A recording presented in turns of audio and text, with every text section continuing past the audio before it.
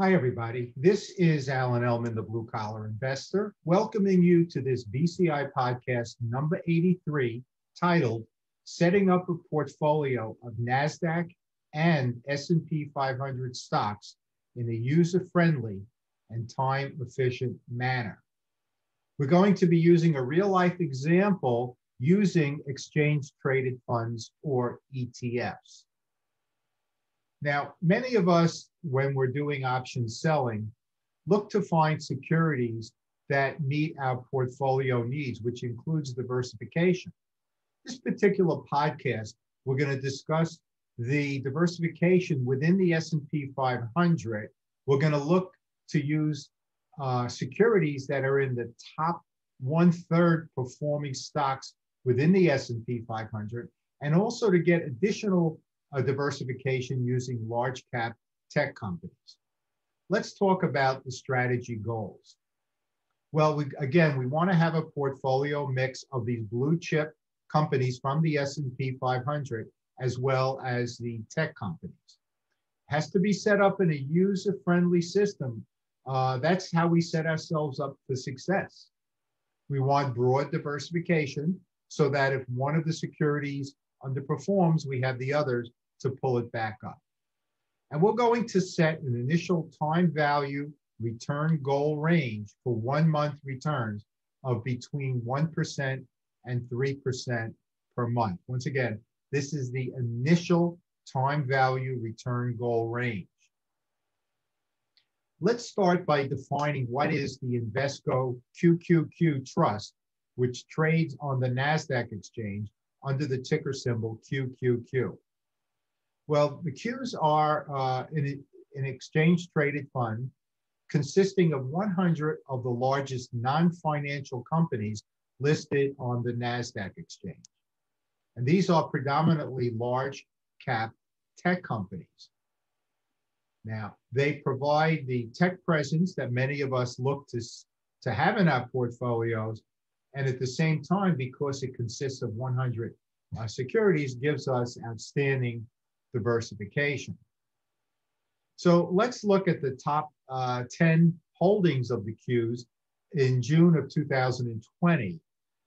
So that included Microsoft, Apple, Amazon, Facebook, Alphabet Class A and C, Intel, Netflix, Pepsi, and Cisco, the big boys. So those are the top 10 holdings, which at that time consisted of more than 50% of the total assets within the Qs. So you could see the fact that so many investors would love to have this kind of diversification within the large cap tech industries. Let's define now the select sector spiders. These are unique ETFs that divide the S&P 500 into 11 different categories. Now, they have the diversity just like a mutual fund, but they focus in on particular sectors, and they trade like stocks, and many of them have options associated with them. Now, when you take all 11 of the select sector spiders, they do represent the S&P 500 in its entirety. However, each of these sectors can be bought individually. So the ones that are performing the best at any given point in time can be the sectors that we include in our portfolio. And we could rotate in and out of them depending on what's happening today. Now, these securities, as I said, do have options, so they can be used with a covered call writing or a put selling strategy. Now, the 11 select sector funds include consumer discretionary, staples, energy, financials, healthcare, industrials, materials, real estate, technology, utilities, and communication. The ticker symbols all start with XL. So for example, energy is XLE, real estate is XLRE.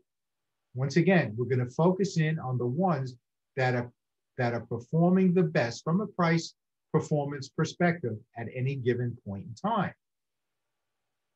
Now, as far as the Qs are concerned, we could do a comparison chart, both 1 and 3 months, and make sure that the Qs are outperforming the market at any given point in time. If the Qs are underperforming, we could leave that out for that particular month. I think you'll find with QQQ that overall, in the last multiple years, it will be outperforming the S&P 500. And we could do a comparison chart to make sure of that. Now, for those of you watching this podcast, you could see that in June of 2020, on a 3-month chart, the Qs were up 13%, whereas the overall market was up about 5%. That means the Qs would be in for that particular contract month. Now, there is a select sector spider tracker that will give us a visual in the chart format, in the bar chart format, the performance of the select sector spiders at any given point in time. Once again, we would look at 1 month and 3-month performance. Now, in the BCI premium member ETF reports, we sort by 1-month price performance, but we also look at the 3-month price performance to make sure that that's doing well also when we compare it to the overall market or the S&P 500 in its entirety. Now, at the time that I'm making this podcast, the outperformers at that point in time were XLV, healthcare, XLK, technology, and XLU, utilities. So what I did was I took a look at a 1-month option chain using out-of-the-money strikes, and I fed that into the multiple tab of the Ellman calculator to make sure that we can get our 1% to 3% initial 1-month time value return goal range. And the initial return or ROE on the option time value only ranged from 2.1% up to 2.8%. The Qs gave us the 2.8% because the implied volatility of the Qs was greater than XLV, K, and U. Now, we did have some very, very slight upside potential since we used out-of-the-money strikes, ranging from 0% up to 0.6%. So generally speaking, we had an opportunity here for a 3%, approximate 3% 1-month time value return for that particular month.